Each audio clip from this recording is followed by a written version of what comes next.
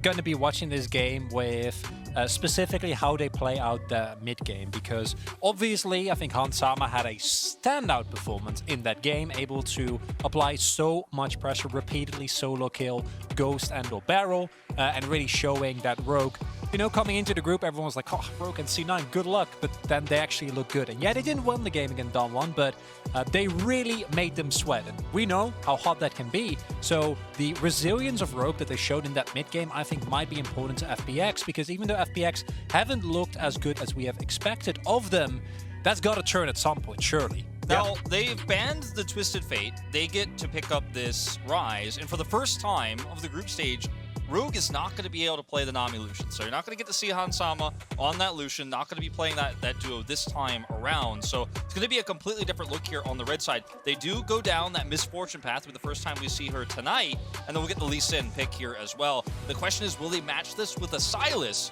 to deal with that Rise? We haven't seen that pairing so much tonight here. And I'm curious to see if Rogue wants to pick it up. Yeah, well, it is going to be two very high priority picks. I love that they banned the Graves and the Yuumi. The desk was talking about meta read, right? And I think as far as red side bans are concerned, these three look pretty well read. To me, one of them even has a book, for goodness sake. As the Jhin and the Leona taken away, very standard bottom lane here for FPX. We still don't necessarily know where the Rise is going. Some flexibility there, but maybe Doinby isn't going to be a hipster in this particular game, as Larson gets the very high priority LeBlanc. Yeah, LeBlanc combo that goes way back. LeBlanc, I get it. That's good one. Oh, yeah, thank you. I really appreciate it.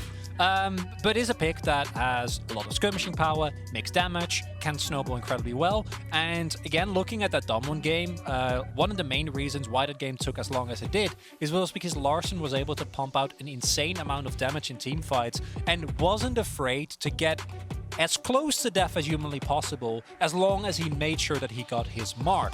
And against FPX already, like with that Jhin, we've seen a lot of teams really kind of revert back to what we saw in 2020 so often, kind of leave the Jhin on his own, he's fine, and once his skirmish breaks out, he'll just get the curtain call going, maybe throw out a W, and a team with as much mobility as this, I think, can really threaten that Jhin, and if you are able to do that consistently, should work out very well. Now, I like this Nami pick because it's something, well, not necessarily going to be locked in here. There's a lot of CC that they're looking for. Obviously, the Rakan and the Rel, two great ways to set up bullet time, especially in team fights. You can see it in lane as well, are taken away. So looking for another engaged support here. It looked like we'll actually go with a safer Braum pick in the end. Wow, Trimby cycled through so many fun champions and then landed on Braum. Yeah, it was like the ultimate buzzkill there, but yeah. Speaking of fun champions. Yeah, let's see whether it is just going to be, like, this would be extraordinarily cut and dry here for FPX if they lock away something like a Jace here for Noggery. That would put the Rise, of course, in the hands of Doinby, definitely his most famous champion.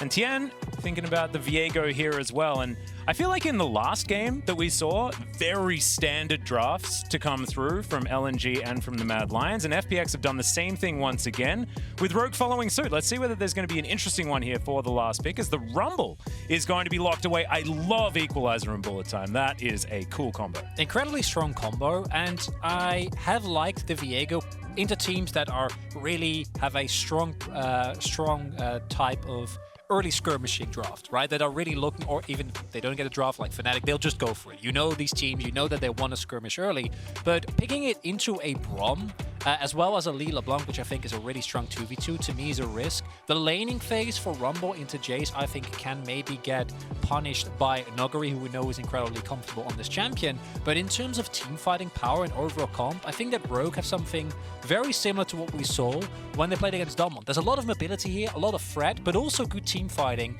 And if you don't fall too far behind in the early to mid game, this comp can do basically anything you want it to do.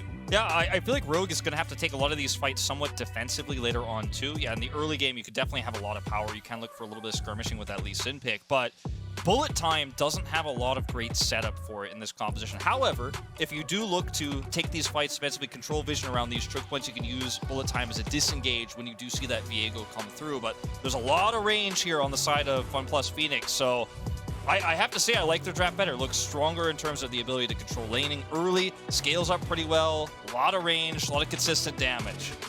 Yeah, I like it as well. And I feel like it is just going back to basics as well. Like, Tien, he had 2 games on the Jarvan, and then he's like, all right, that didn't work. Guys, let's just do things that we know are good. Doinby goes to Ryze, obviously his default champion. Noguri on Jace. Of course, everyone in the world knows how ridiculously good he is at this champion. And LWX and Crisp on a very standard bottom lane. Crisp with a whole lot of roaming potential can affect the rest of the map and just be basically unkillable because Leona is pretty silly when she presses her W. I just feel like this is a very standard and solid draft to come through from FPX, and I'm looking forward to seeing whether Rogue's carpet comp can make things work with that Glacial Fissure and the EQA. Do you like carpet comp? Does that work? Yeah. No? Yeah. You guys Yeah, no, I'm on board. Okay, cool. Thanks. Yeah, I feel it. Yeah. We don't have a lot of it's carpet in Korea compared to when I grew up, so I'm always happy to put more carpet in my life. Just want more carpet. Yeah, just any you more like carpets. shag pile carpet? What, like what? Shag pile carpet. You know what shag pile carpet It's like the is? really high type, right? The really soft. It's like carpet fuzzy. that hasn't had a haircut for 2 years. Yeah. That sounds like a no for me. I don't That's know. hard to clean though. It's impossible to vacuum. It's very, Yeah. it's not exactly the greatest. need But to if get like you get it brand new, you're like, oh my goodness, it's like walking on a mattress. You need like a professional cleaner, I'd imagine. I don't know what It's you need. rough. I've never had a shag pile. I didn't grow up in the 60s, despite how old I am. I didn't quite grow up that long ago. Just a few years shy, Yeah. of course. And you talked already about how good Crisp has been when he's actually able to impact on the Leona. Leona roams have been a big part of the tournament thus far. Not just Leona, but I think she's been the most iconic because of how unreasonably hard she feels to kill at times. And I do actually like the Rogue bot lane in terms of being able to both match the 2v2 because Braum into an engager board is always going to feel good, and MF has been widely considered one of, if not the strongest AD carry up there with Lucian, and the laning pressure is quite strong as Yeah, go there's in. a Zenith Blade, level 1, and we're already battling, but Hans Sama creates enough distance between himself and Chris, but it's still a bit of a health advantage here for FPX. LWX just dancing grenades across them. Yeah, and with range advantage here in level 1, MF is really going to struggle to do anything here, so they just have to sit back and wait. She'll, of course, be able to heal up with the pot and the biscuit, but still, really nice trade here for FPX early. Yeah, we saw Hansama go for the... Oh, they're going in again. Yeah, level 2 actually just gained a Trimby's going to get taken down. That timing utterly beautiful, and first blood for the bottom lane of FPX. And LWX, of course. That's why I had W in my brain. Too many acronyms down there, but absolutely fantastic play here from FPX's bottom lane. Yeah, and it ties into Hansama going for the pressy attack and going for double up level 1, which in terms of like trying to get some early poke going, we've seen a lot of Comet MFs as well, which have a little bit more pressure on that first level. Zenith Blade also leveled by Crisp, able to actually get on top of Hans. And early leads for the FPX bot lane are not a good sight if you're on a UFIC, because as we already talked about, Hansama, he was the big win condition for Rogue in their game against Donwon. And then it also ties into if FPX do look weak, it's generally because the bot side is struggling. If they are not on the back foot, Noguri has Pryo on top side, Tian has been able to find his way throughout the entirety of the jungle. Oh, I do think he might get double scuttled here. Yeah, I want to point out this top matchup. You kind of honed in on it for just a second there, but remember, this is a team that against Dom1 Kia played Fiddlesticks into Canyon's Talon. Yep. And now you've picked into Nuguri's Jace as Rumble. So you're going to have a bad time early. It's going to be a lot about absorbing that pressure because there is a reward at the end if you can survive through the hardships. But as we saw with that pick just yesterday, the Fiddlesticks, surviving through those hardships isn't something that Rogue is able to do so far too much in this group stage with these somewhat niche picks. Yeah, and look, Rumble still works out very, very well when you get to that mid-game as well, and if Rogue can get towards some of these early skirmishes and team fights after that level 6 mark, they can certainly make some things happen, but, you know, that bottom lane not getting off to speed at the beginning is certainly a bit of a worry here for Rogue as Crisp walks over a ward. So Larson knows what's going on, but probably doesn't know that Tien is there as well, as Doinby going to get chained up. But not actually going to move out of the way. Doesn't want to break those chains. Now LWX just underneath this turret by himself. Trimby runs on forward. That's going to be the Winter's Bite, as LWX is going to get stunned up. They're not going to dive the turret or anything like that, and Crisp makes his way back down. Yeah, really nice just knowing that Crisp had roamed there. Just gonna go for an aggressive trade. Very well played. This is very, very risky here. Don't mind the counter gank timing though for Inspired. Turns up, Noguri's going to get queued. Taking down to 200 health, but he stands his ground. It does a fair bit of work there to Inspire, but is still just going to walk away with not very much of a health bar. Don't really want to risk it there as Rogue. You can hold off a little bit longer on showing Inspired, and then maybe they go for a play. But if that backfires, because it is, of course, a 3v2, then you'll be in a rough shape. Don't really need to necessarily go for that.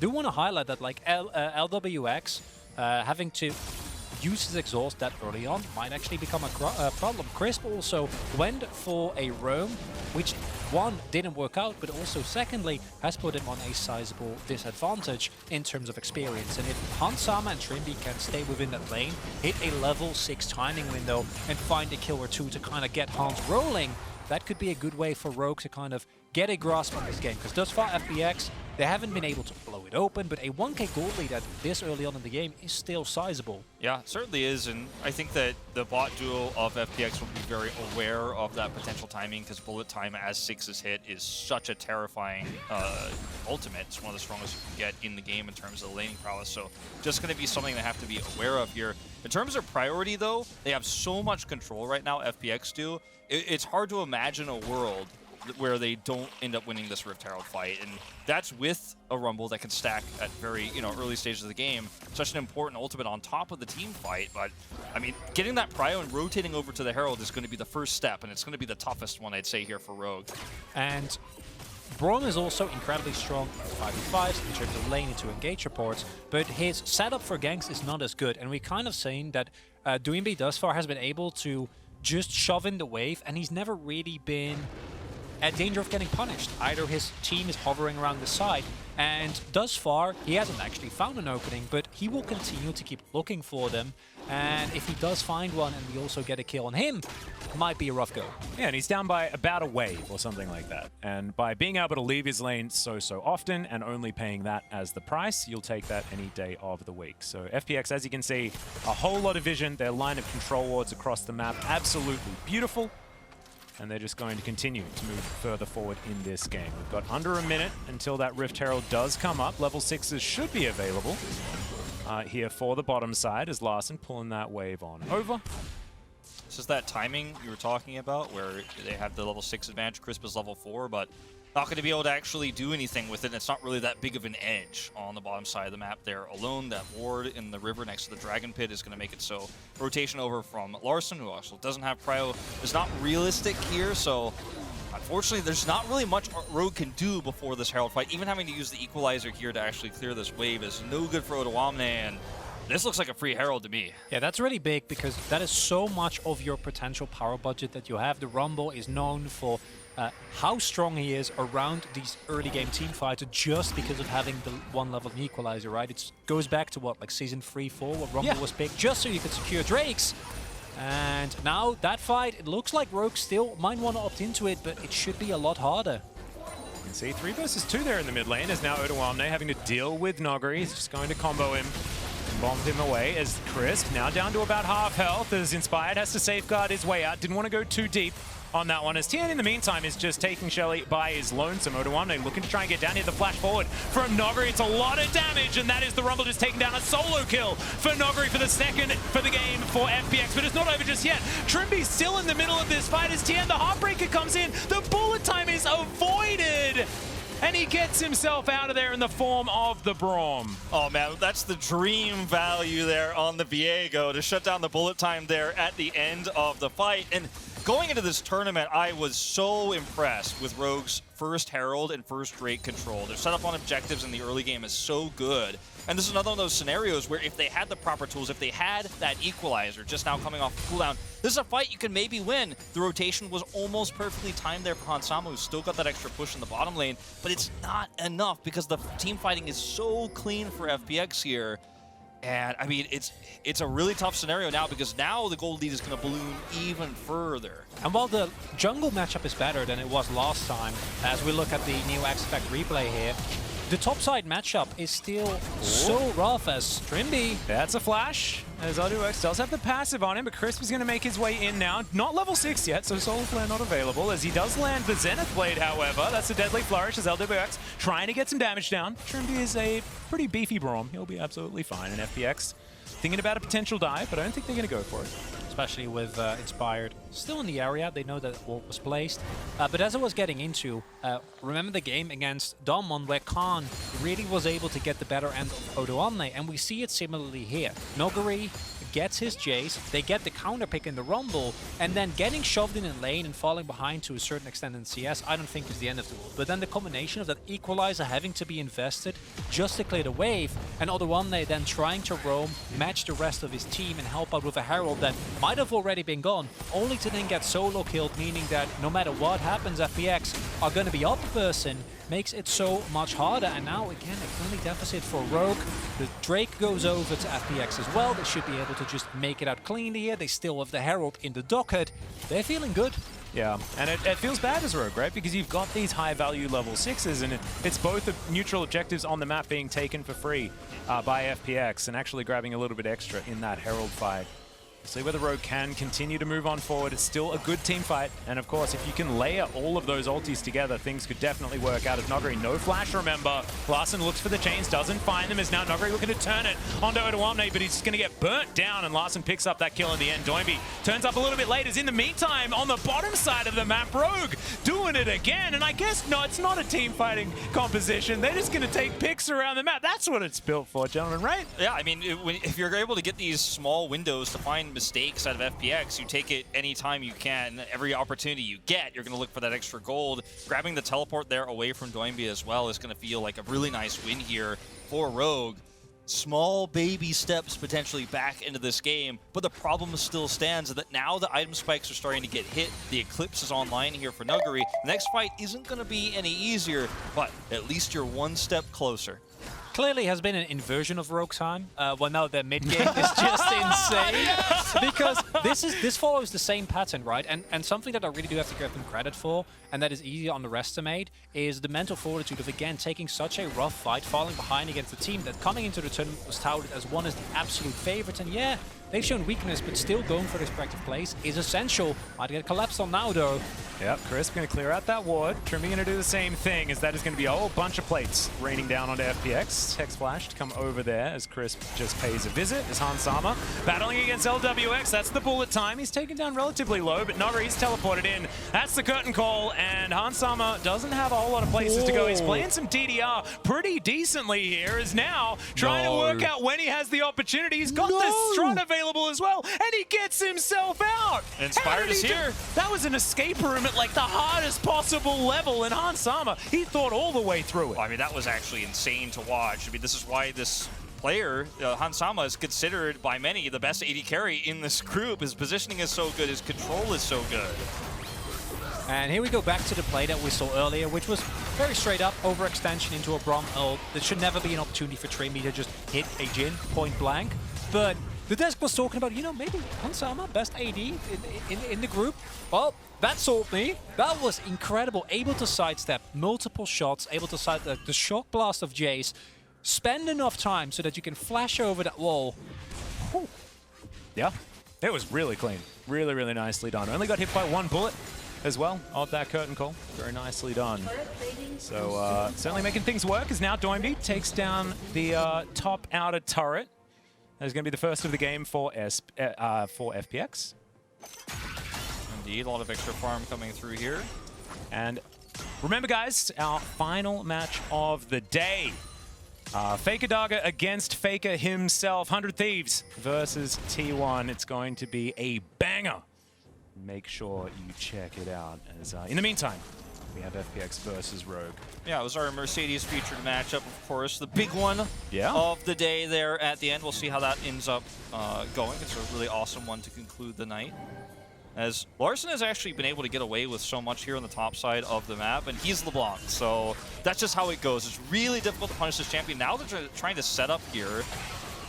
Chains connect, yeah, Trimby gonna come on in, but he's a little bit too late, and yeah, Tian was just in the right place at the right time. Caster curse there, I think a little. Come on, Wolves, we're better than that. As Inspired looking for it here as well as Tien's trying to keep himself alive. Doinby, though, to protect his jungler. Crisp roaming up at the same time. Solar Flare's available as well. He can use it over this wall, but he blast cones in instead. Looks for the Zenith Blade, and he will find it. Still holding onto the ult. He still has even more CC available. In the meantime, it's another solo kill from Noguri somewhere somewhere on the map. I think it was on the bottom lane. Everything's just happening all at once here. And you understand the sentiment for Larssen, because he knows I was able to carry almost against Damwon. I am reasonably fed, but flashing forward like that is Nuguri. There's the bullet time, just caught back in, I think, just a little bit. I mean, you've got to be so careful. Hansama is starting to get some extra gold he's not supposed to have in this game. He already is 30 CS up. And this is one of those players, you know, I'm getting a little bit of flashes of doggo from even the play-ins where you give this Misfortune too much money, and then suddenly this mid-game becomes free. And it is those opportunities that Rogue need to look for, right? So I understand the sentiment, but even with people that are helping you in the area, you can't flash forward on the turret like that. And how does Nuguri do it again? We'll see. Mini wave here. Yeah, well, Odo overheats, so he doesn't really get to do anything, and then Nuguri just takes him out. That's a Korean Jace right there. Yep. I wouldn't have made that assessment if I was Nuguri, you know, like he's down so much more health and he's just like, no, if I hit all of my buttons, does the math in his head, I do, exactly that amount of damage. Odoame doesn't really have items online just yet. He's been so bullied in this early game. And it just continues, you know, being pulled off the map like that's going to cost you a lot of experience and cost you a lot of gold. This is going to be another Rift Herald crashing through, extra turret here for FPX. They have so much control over the map now. And these next few objective fights, I mean, as Rogue here, you have a comp that can do well in team fights. If you can set up some picks, if you do that poke damage as Larssen, but he's not really online just yet. Did you see that double up? That was a lot of damage. And that is what you're looking towards as Rogue. We have seen that FPX, as well as I think they are individually playing in this game, are still capable of making mistakes, right? Walking up too far, maybe over-aggressing. And if you can get a kite back going as Rogue on top of either a bullet time, an equalizer, or ideally both, you will feel a lot better, and there is the opportunity. But as Wolf already pointed out, there is a lack of lockdown, and it's not like FPX really has to hard force with the amount of range that they have available. They're up 2 Drakes, right? Which means that if they get the mountain in 5 minutes, which how the state of the game is currently feeling, I don't know if Rogue can really wrestle control back before then, is going to feel very similar to what we saw last game, where then Rogue are going to be forced to move up even if they don't want to. And with this comp, the lack of hard engage, the lack of lockdown available, that's going to feel really, really bad. Yeah, you want a comp that's going to be coming to you. You've got things like the equalizer and the answers that Rogue does have. Not quite necessarily working out. It's comp that relies on having vision control, but they're having that controlled to them. Although they do have a lot of wards on the map right now. It's FPX coming out of base now, looking to try and clear things up. They will do so. Chris moving on in as Hansama. He's feeling pretty good. The only one on Rogue at the moment. Feels like he has complete control. And the gold lead was about 3K. It's now slipped back to about 2. And yes, those Drakes are a problem, but this is by no means over or anything like that at this stage. Larssen in the side lane, looking to try and get some work done to this outer turret. The problem in this game that Rogue is facing very quickly is that they aren't going to be able to remove these wards very safely in both objective pits, nor will they be able to deep ward themselves because the waves are constantly crashing into them. Inspired and Trimby both can't really get in there to sweep. They can't place deep wards. This means FPX can always threaten, and there's no fear that a LeBlanc is going to appear. It's still going to be a flash forward, though, as there's the Glacial Fissure. LWX is going to avoid it, though, as in goes Inspired, gets the kickback. As Nogger is going to get taken down. The bullet time is huge as well, but Tien, he's getting all of the resets, and now the curtain call comes in. It's a double kill for the Jhin, and now the Realm Warp on top of Hansama is now going to flash, not going to get deadly flourished, and Larsen's still alive as well. Tien needs to be a little careful here as the Heartbreaker comes on over the wall. Not going to be able to find any more resets, but it was a fight win from FPX. I mean, Viego's just so slippery, too, in these types of scenarios. He can actually chase like that. He's like, ooh, can I get away with this turret as well here on the bottom side? He'll not be able to do so, but these are the fights that Rogue are looking for. They have these small windows, these tiny opportunities, and yet still, at this stage of the game, they're not powerful enough to pull it off. And I understand the kind of inclination of Rogue to try and pull the trigger there, but you do see the limitation that they somewhat run into, right? Even if FPX being this far up, it takes Trimby everything just to get on top of Noguri and lock him down for a little bit. That's not enough. It's a really really nice kind of split fight that's created there by Hansama with the bullet time, but the actual damage isn't quite there. And then as soon as someone dies, the Viego starts resetting, and there's really nothing for you to do, especially with how far behind individually some of the members of Rogue are. And now you took one bad fight in an opportunity, didn't really have to. And now that subsequent Drake fight in 2 minutes, 4K gold behind, giving over a Mountain Soul point against an FPX is not going to be a fun time.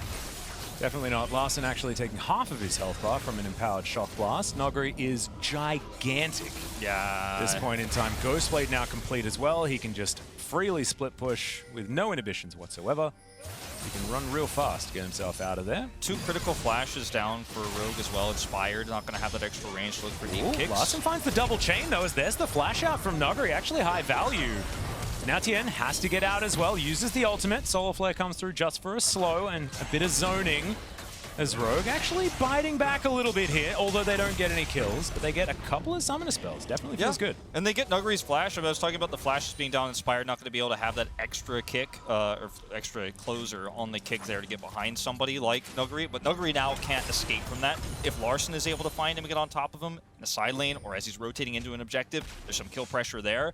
Blowing up Nugri before a fight starts eliminates so much of that poke damage that FPX needs to lead into an objective, so there's still hope, and getting that flash is actually quite huge. And with the itemization that FPX has gone for, there is not like we've seen a lot of focus on plated steel caps. Instead, we see a lot of magic resist getting picked up, and that's going to make Odo, who is considerably behind on this Rumble's job, even harder. And it puts more pressure on Hansama, who, while he's been playing exceptionally, has thus far also finished his Collector, and will be able to do a lot of damage. It also means that for FPX, it's pretty singular. If you ever kill Hansama, the remainder of Rogue should not be able to do a lot. So Rogue need to be so incredibly clean in making sure that Hans can do the most damage that he is able to.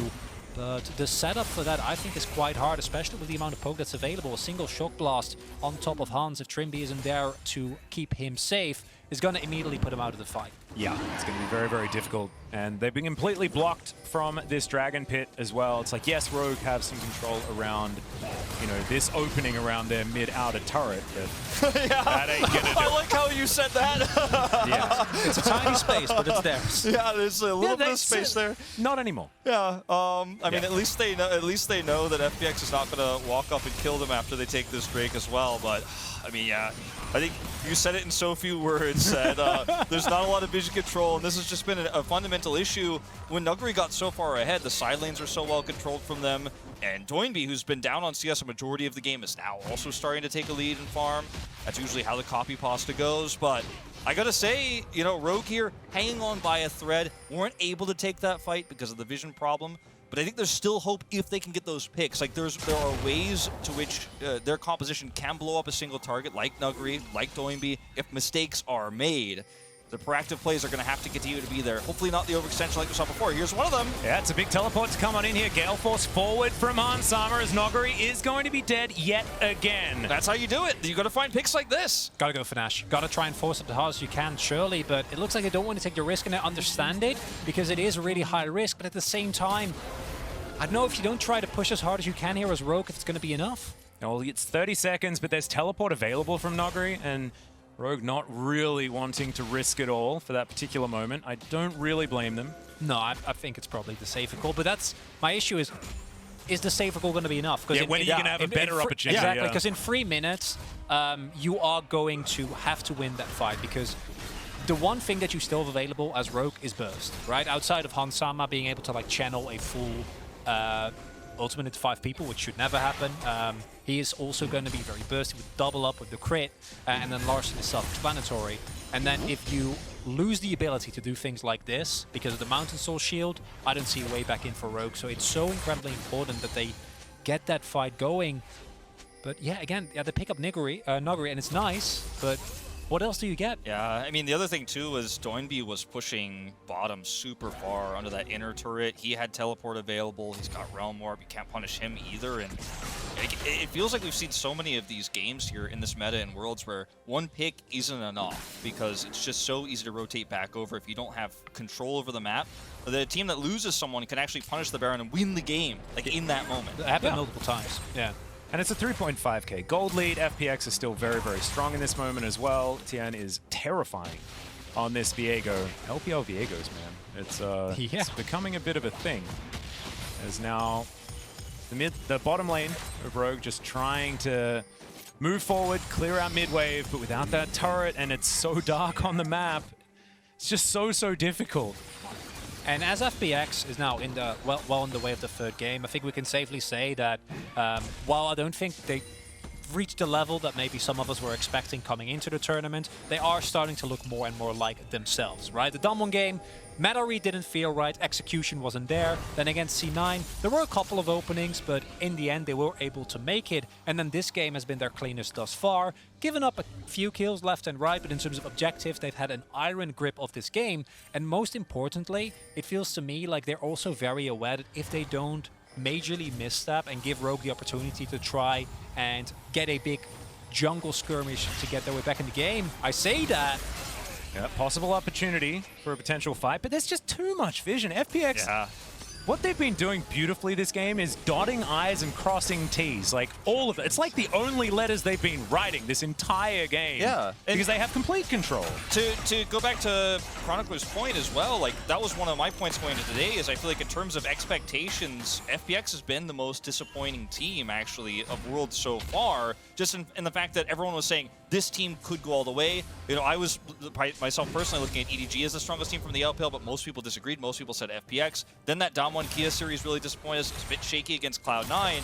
And I think what they've learned through that loss in that very shaky game against C9 is how to minimize mistakes. We still see a few of them here. We do see a few overextensions, but they are taking a lead, taking vision control, and playing about as standard of a game of League of Legends as you can from ahead, given the draft that they have. And that's what you want to see. That's the consistency you're looking for here to make sure you get out of this group in top 2. And in 30 seconds, it's going to be the fight that very possibly might decide the game. If Rogue don't blow it open big here, if they don't get the big bullet time, the equalizer, backline access, I don't know if they're going to be able to get away back into this game, Atlas. Yep, and FPX, they're just going to grab control of that mid wave, brute force it, and now move in towards this river. 10 seconds to go. Noguri on the bottom side of the map, looking to pick up that minion wave. Rogue moving on over. They are on top of that control ward. They have to get here. They have to try and stop this. This Mountain Soul is going to be absolutely massive for FPX. Make it rain coming on down. Crisp. Not going to quite get any flank or anything like that off at the moment. Inspired moves on over as well, but again on top of a ward. Trimby isn't though, as he throws the Winter's Bite over the wall. Larson dashing on forward, looking for LWX, looking to take him out as Hansama channels the ultimate, but everyone in FPX does get themselves out. Inspired, not able to lock down Crisp, as now the curtain call comes on in. This is just to soften up the members of Rogue, get themselves out of this dragon pit. But FPX's health bars aren't exactly the highest right now. Rogue certainly with a life lead. Yeah, even with the magic resist that Chronicle was talking about earlier, that equalizer is going to do quite a bit of chip here. Look at the angle for Inspired as well. Yeah, teleport coming on in from Noguri as well on the bottom side. This could be a 50-50, and it's one that Rogue needs to win. Crisp, he's too low. He can't actually go in now as the Drake looking to try and reset. They're not going to let it. Down to 2,000 health as Doinby immediately goes golden. Trimby's very low. Crisp flashing out there outside of the pit as Doinby looks to try and grab the Drake himself, but he's not able to. He stays alive though for so long. What was he, invisible? That was ridiculous. They're not able to take him out. And FPX lose no one. They do lose the Drake. Rogue saved that. But somehow it is no one on FPX dying and then picking up 2 kills. 3 kills. And I don't know if that's worth it, because yes, as you point out, you've staved off immediate defeat, but giving over a Baron to FPX with the amount of seats that they have available might be just as bad, and that is the reward that FPX have rightfully earned after how strong their early game has been, how they've been able to play around their dominance in multiple lanes, pick up the Baron, increase their gold leads. Looking rough for Rogue. I mean, also FPX just with such discipline in that fight, they were willing to give the Drake to look for the team fight win instead, which is, it's a win-win scenario for them. And going back to, is it worth it for Rogue? You don't really have good options. Both choices are bad. Right? Yeah, exactly. Both choices are bad. So what do you really do here? But I really appreciate that FPX don't just go, well, they don't pull a Genji and kind of walk away from the Drake and say, well, we're going to give the Drake and we're just going to walk away from this fight. No, they go all in on this, because even if they fail this and lose the Drake, this is still a very recoverable situation, but they deal with it so well. Look at Doinby on the side here. Survives with so few health, and still helps turn this fight around, as Nuguri is very happy to clean up house. Yeah, it was like half a health bar. Half a health point for Doinby, and just Larssen didn't auto-attack him, wasn't quite able to make that one work out, but wouldn't have even mattered, right? Even if he falls down, it's still a win for FPX. And here you see a lot of the elements that have made FPX such a terrifying team is their team fighting and their limits. And we saw this from LNG earlier as well. It's just insane. Like how well aware, how much damage they can take. It's so hard to deal with. Yeah, it's real tough. Now FPX looking to push 1-3-1 available here with both the Jace and the Rise. Pretty fantastic in the side lane, pushing on forward. Zoe going to be waving sadly here. Yeah, the Red Bull is going to bounce forward. Red Bull power play is ticking up here. I mean, Rogue, it's do or die time right now, and oh my goodness, look at the damage your two backs channeling right now. But FPX have such a free push. Doinby's on the side lane, Realm warping forward. They want to end this game very soon. They can force a fight this way, and if Rogue don't respond, they slowly lose the game. And the problem of having 3 soul points is that you only need to get 1. Yeah. You know, like, okay, the first one didn't work out. Who cares, says FPX. We shove in multiple lanes. We're going to fight these turrets. If we get an opening, cool. If not, just need to win the next fight, and we will be still in a prime position to take over this game. And now for Rogue, like, what are your angles to get back into this game? I think it remains the same. You need either someone on FPX to misstep, get blown up by a combo of Larssen and Hansama, finding maybe a double tap, a chain, a combination of that, or walking into a multi-man old layer combo. I mean, look at the items too. X-Drinker's up now for Nuguri. So Doinby's got his Banshee's Veil. Killing him even in this scenario is not very easy to pull off. In fact, he's going to trade back. Even possible as there's the flash out from Hansama. He channels the bullet time, but Doinby was nowhere near it. He's able to get himself out of the way. Had no flash available, but he's still going to be all right. The curtain call comes in. That is going to be the Gale Force, getting Hansama to relative safety. Trimby not going to be so lucky. He's got a big door, but unfortunately he doesn't have his life. And FPX with 5 members on the top side of the map think that this is their avenue into the Rogue base. Certainly looks that way, even though we've had some Stormtrooper shots here for LWX this game. You think I'm saying Rebel? No. I can't let LWX take credit for missing those. That's Hansama going full Luke Skywalker, making sure that all of them miss. But as you point out, I don't know if it will matter. I certainly don't think it is going to matter, unfortunately, at this stage. This is looking like the beginning of the end. Certainly is, as the Nexus turrets now under fire. Okay. FPX not going to bite off more than they can chew. This has been very disciplined. I mean, outside of Nuguri dying all the time in side lanes, but we know that that's how a lot of teams with Nuguri win, is by Nuguri dying in side lanes and then the rest of the team getting advantages. He's been doing it for, what, like 2.5, 3 years at this point? It's a tradition. He's made it a strategy. Yeah. Well, I got to say, though, we've seen both the extremely disciplined FPX in this game, but also the pull the trigger, be aggressive, and absolutely all in team fights side of FPX in this game, and usually get one or the other, which leads to a weak side, but not in this game, not in this particular case. But FPX did make a mistake here, because by pushing so hard and not actually getting anything, they've given Rogue the opportunity to set up a vision line around this dragon. Inspired is in flank position, and do not forget how dangerous this team fight still can be. And this time he's actually unseen on the vision that FPX has, so this is going to be very, very important. In fact, they're a bit lax on the vision, to be honest, but they get that ward over. Larssen is spotted. FPX just setting themselves up here in this river. There's another curtain call to come on forward, and Inspired's going to step on the trap, and he doesn't have the smite in this pit. That was very, very strange. He was looking for the flank. Instead, he tries to brute force it here as the bullet time comes down, but Doinby has the best item in the game, and he's going to be completely fine now. LWX able to walk on in with guns blazing. It's a double kill so far. I believe that's the triple, as the teleport is going to get Larssen back to his base, but Nuguri's there first, and he's looking to take down these Nexus turrets. This, I think, is it, ladies and gentlemen. FPX, they're going to be able to grab themselves the Mountain Soul, and then they'll finish off Rogue. That was very cute from Nuguri as well, as he gets the solo kill to finish this one off. FPX looking so much better in this game. Move to 2-1. Yeah, a lot of discipline in this game from FPX, and I really love to see the change in their playstyle. Humbled by those first 2 games, I think, in a lot of ways, and